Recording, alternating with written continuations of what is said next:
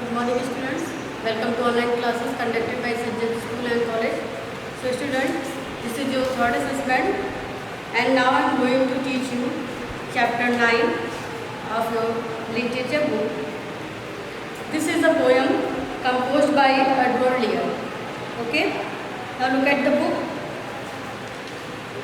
Said the duck, and the name of the poem is The Duck and the Kangaroo. It means this is a conversation between two persons, that is duck and kangaroo. Said the duck to the kangaroo, good gracious, how you walk over the fields and the water too, as if you never would stop. My life is a bore in this nasty pond, and I long to go out in the world beyond. I wish I could hop like you, said the duck to the kangaroo. First of all, the duck said to the kangaroo. Duck ने kangaroo से कहा कि आपकी life कितनी अच्छी है और कितनी जॉयफुल है कि आप एक जगह से दूसरी जगह पर नॉन स्टॉप हॉपिंग कर सकते हो, यहाँ से वहाँ हॉपिंग करते रहते हो, उछलते रहते हो, कूदते रहते हो। लेकिन मेरी जो लाइफ है वो कितनी बोरिंग से है, इस छोटे से तालाब में, इस छोटे से पॉन्ड में बस उसी एक जगह पर स्विमिंग करते रहो, ना मैं यहाँ जा सकता हूँ ना मैं वहाँ जा सकता हूँ। तो डक जो है अपनी लाइफ को बोरिंग कहते हुए कंगारू की जो लाइफ है उसकी क्वालिटीज़ को ज़्यादा पसंद करते हैं। And I long to go out in the world beyond, और कहती है कि मुझे जो मेरा मन करता है कि मैं भी इस संसार में यहाँ से वहाँ घूमूँ। I wish I would hop like you, और कहती है कि आई विश कि मैं भी आपकी तरह हॉपिंग कर सकती। Said the duck to the kangaroo, duck ने जो है कंगारू से ऐसा कहा। Please give me a ride on your back, said the duck to the kangaroo. I would sit quite still and say nothing but quack the whole of the long day through, and we would go to the Dee and the Jelly Bo Lee over the land and over the sea. Please take me a ride or do, said the duck to the kangaroo. अब फिर आगे जो है duck क्या कहती है kangaroo से, please give me a ride on your back, कहती है प्लीज़ मुझे अपने बैक पर एक राइड दो, मतलब अपने बैक पर मुझे बिठाकर घुमाओ, अपनी पीठ पे मुझे बिठाकर घुमा दो, और जिससे कि मैं भी यहाँ से वहाँ तक जा सकूँ। आई वुड सिट क्वाइट स्टिल, और कहती है मैं कुछ भी नहीं कहूँगी, मैं शांत एकदम बैठी हूँ, सिर्फ मैं क्वैक कहूँगी, क्वैक क्योंकि उसकी आवाज़ होती है। The whole of the long day through, पूरा दिन मैं शांत बैठी रहूँगी आपके बैग पर, मैं कुछ भी नहीं बोलूँगी सिवाय क्वैक के। And we would go to the Dee and the Jelly Bo Lee, ये जो एक जगह का नाम है डी एंड द जेली बोली, वो कहते हैं कि हम लोग देखने इसको जाएंगे, किसको, D and the Jelly Bo Lee को। Over the land and over the sea, over the land मतलब लैंड पे, और ओवर द सी हम लोग समुद्र भी देखेंगे। Please take me a ride or do, अगर तो प्लीज़ मुझे एक राइड दीजिए अपने बैग पर, प्लीज़ ऐसा करिए ना, मतलब बहुत रिक्वेस्ट करती है। Said the duck to the kangaroo, duck ने ऐसा कहा कंगारू से। Said the kangaroo to the duck, this requires some little reflection, perhaps on the whole it might bring me luck, and there seems but one objection, which is if you will let me speak so bold, your feet are unpleasantly wet and cold and would probably give me the rheumatism, said the kangaroo. Said the kangaroo to the duck, अब देखिए kangaroo duck से क्या कहता है, this requires some little reflection, perhaps on the whole it might bring me luck, और कहता है ये तो बहुत अच्छी बात है कि मैं तुम्हारे काम आऊँ, और शायद ये मेरा भाग्य होगा कि मैं ऐसा कर पाऊँ, perhaps and there sees but one objection, लेकिन यहाँ पर एक प्रॉब्लम है क्या, कि उसके डक के जो पैर हैं वो हमेशा कैसे होते हैं, वेट होते हैं ना, वो एक तो जाल जैसे होते हैं, नेट की तरह होते हैं, एक से दूसरे से कनेक्ट होते हैं, और वो पॉन्ड में रहने की वजह से ऑल टाइम क्या होता है, गीले रहते हैं। और कंगारू कहता है अगर ये तुम्हारे ऑल टाइम जो वेट लेग है ये मेरे बैक पर आएंगे तो मुझे रूमेटिस हो जाएगा, मतलब रूमेटिज्म होता है, एक तरह का रोग होता है जो कि जॉइंट्स में हो जाता है और पेन देता है, उसे गठिया बोलते हैं। तो कहता है कि अगर मैं तुम्हें अपने बैक पर इन वेट लेग के साथ बिठाऊंगा तो मुझे रूमेटिस होने का डर है, नहीं तो मैं ऐसा जरूर करूँ, मैं तुम्हें जरूर घुमाना चाहता हूँ, सेट द कंगारू। फिर next, set the duck As I sat on the rocks, I have looked over the completely and I bought 4 pair of worsted socks which fit my webbed feet neatly. And to keep out the cold have bought a clock, and every day a cigar I will smoke, all to follow my own dear truth, love of the kangaroo. अब देखिए क्या है, duck ने क्या कहा है। अब देखिए डक को घूमना था तो उसने भी कुछ तैयारियां कर रखी हैं। Said the duck as I sat on the rock, जैसे कि मैं रॉक पे बैठी हूँ। I have thought over the completely, मैंने सब कुछ सोच रखा है। And I bought 4 pair of worsted socks, और मैंने खरीदा है क्या, आपके बैग पे बैठ के घूमने के लिए मैंने बहुत अच्छे सॉक्स खरीदे हैं 4 पेयर, जो कि मेरे जो वेब लेग हैं उनको अच्छे से कवर करके रखेगा। And to keep out the cold have bought a cloak, और मैंने एक ओवरकोट खरीद रखा है जो कि आपको ठंडी से बचाएगा।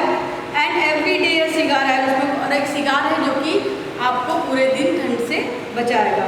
All to follow my own dear true love of a kangaroo, और कहता है सब कुछ जो है आपके लिए मैंने किया है मेरे dear friend. Said the kangaroo I am ready, फिर कंगारू ने कहा okay I am ready. All in the moonlight pale but to balance me well dear duck sit steady, और कहता है ठीक है अब तुम जो है मेरे बैग पे बैठ सकते हो, मैं तुम्हें एक राइड दूंगा, लेकिन एकदम स्ट्रेट बैठना, बहुत ही अच्छे से पकड़ के बैठना, क्योंकि जब हॉपिंग करता है तो क्या होता है पीछे जो कोई बैठा वो हिला करेगा, तो उसे बहुत ही अच्छे से बैठना रहता है। And quite at the end of my tail so away they went with hop and a bound, and they hop the whole world 3 times round, and who so happy oh as the duck and the kangaroo. और फिर इस तरह करके उन लोगों ने पूरा दिन जो है एक दूसरे के साथ बिताया, घूमे। और कहता है पोएट कि ऐसे कौन लोग हैं जो कि डक और कंगारू की तरह खुश है पूरे दिन, मतलब कौन है ऐसा जो कि एक दूसरे की ज़रूरतों को समझते हुए, एक दूसरे की प्रॉब्लम्स को समझते हुए एक दूसरे के साथ जी रहा हो। Okay, so student now this was the poem and you have to read it once again at your home. Now look at the exercises. First of all copy work. Copy work में सबसे पहले आप लोगों को difficult words लिखने होंगे, ठीक है। जो भी आपके चैप्टर में डिफिकल्ट वर्ड्स हैं वो मैंने यहाँ पे लिखे हुए हैं। तो फर्स्ट ऑफ ऑल आप अपनी कॉपी में डिफिकल्ट वर्ड्स लिखें। First is gracious, second unpleasantly, third steady, fourth reflection, 5 probably. Then after आपको वर्ड मीनिंग्स लिखनी है। डिफिकल्ट वर्ड के बाद वर्ड मीनिंग्स लिखनी है। वर्ड मीनिंग्स आपके बुक में देखिए चैप्टर में हर पेज में नीचे दी हुई है। ये सारी वर्ड मीनिंग्स आपको लिखनी है बुक से अपनी कॉपी में after difficult word. Then after short question.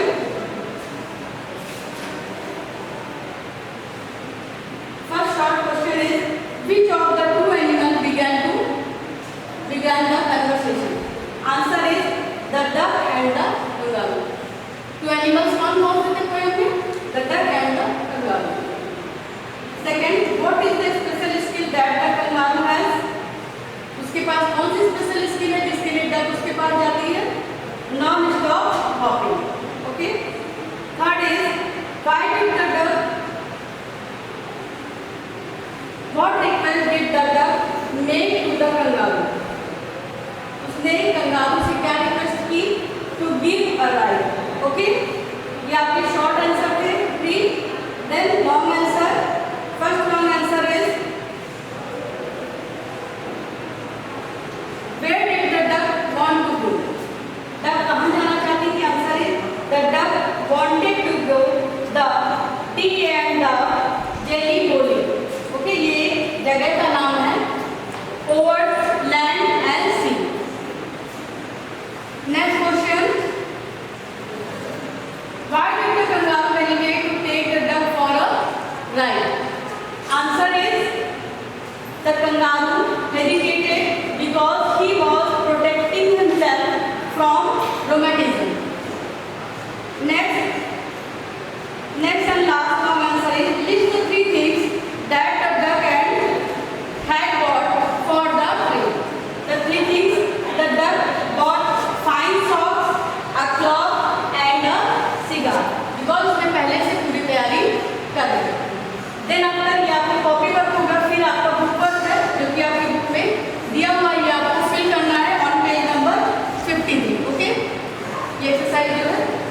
देखिए इसमें क्या है, write the following word in the correct column depending on the number of syllables in the word.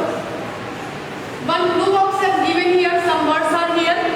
इसमें जितने भी वर्ड्स दिए हुए इसमें आपको ये 3 लिस्ट है, 1 syllable words, 2 syllable and 3 syllable. इसमें से आपको फाइंड आउट करके सब लिस्ट में करेक्ट फिल करना है, ठीक है। First is 1 syllable word. 1 syllable word is that where the one vowel is come in between the word. देखिए जहाँ पर हम जब कोई साउंड होता है, जब कोई मीनिंग या वर्ड बोलते हैं तो उसमें एक साउंड होता है, तो जब बोलने के बीच में कोई एक वॉवेल आता है तो 1 syllable होता है, और इसके बिटवीन में अगर 2 वॉवेल्स आते हैं बोलने में, साउंड जो है वो हमारे 2 टाइम्स जो वॉवेल आता है तो 2 syllable होता है, एंड 3 टाइम्स वॉवेल आता है तो 3 syllable होता है। Now I have solve here from the blue box. 1 syllable talk, leg, bound and clock. Next 2 syllable table. देखिए मैंने जहाँ पर से उसका जो साउंड अलग हुआ है वहाँ पर मैंने डैश लगाया हुआ है। Table, worsted, gracious, moonlight. Next is 3 syllable word kangaroo. यहाँ पर देखिए 3 टाइम जो है एक वर्ड 3 टाइम डिवाइड हुआ है, क्योंकि इसमें 3 टाइम जो है वोवल साउंड आया है, kangaroo. Next is reflection, completely, probably. Okay, so students, these all were the exercises of your book. So I hope you will try at your home, and मैंने अभी आपको एक्सप्लेन किया है, एक बार अपने घर में अच्छे से इसको पढ़िएगा, समझिएगा, ठीक है। So I hope you will try. Students, stay safe at your home. Good day.